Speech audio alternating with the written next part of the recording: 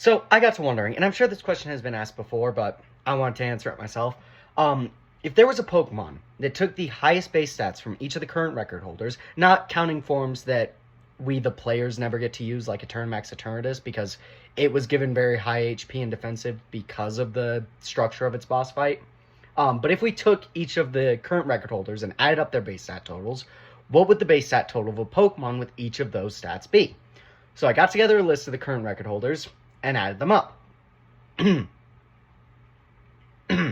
Sorry, I've got a lump in the back of my throat. I'm still recovering from a bit of a cold.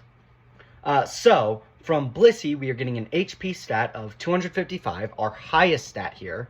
From Mega Mewtwo X, we are getting an attack stat of 190, our only stat below 200, by the way.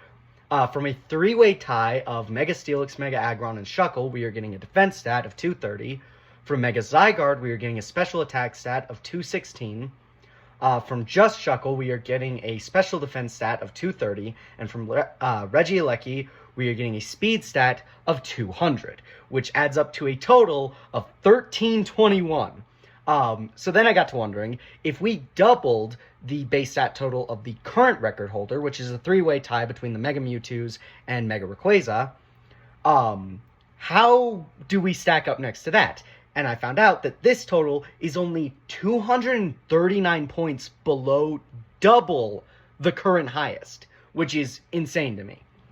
So then I got to wondering, now, we've got a Pokemon with very busted stats if this existed. So what would be the best typing and ability we could give it? And I've got two thought processes. One, since this is technically a more defensive Pokemon, if it even matters with stats this high, we could give it the best defensive typing and defensive ability, which I think is still, at least instinctually to me, Dark Ghost with Wonder Guard.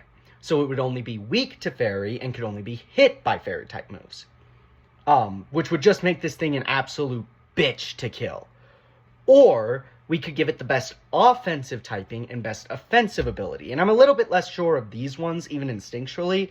Honestly, I'm not too positive on the ability at all. Instinctually, I want to say the best offensive typing is still Ghost Fighting, because I think the only thing that really counters that is Ghost Normal. But I'm not too sure. But either way, obviously this thing is busted no matter what. It's just a fun thought process of how busted could we make a Pokemon with these already very busted stats. So yeah, let me know what you guys think.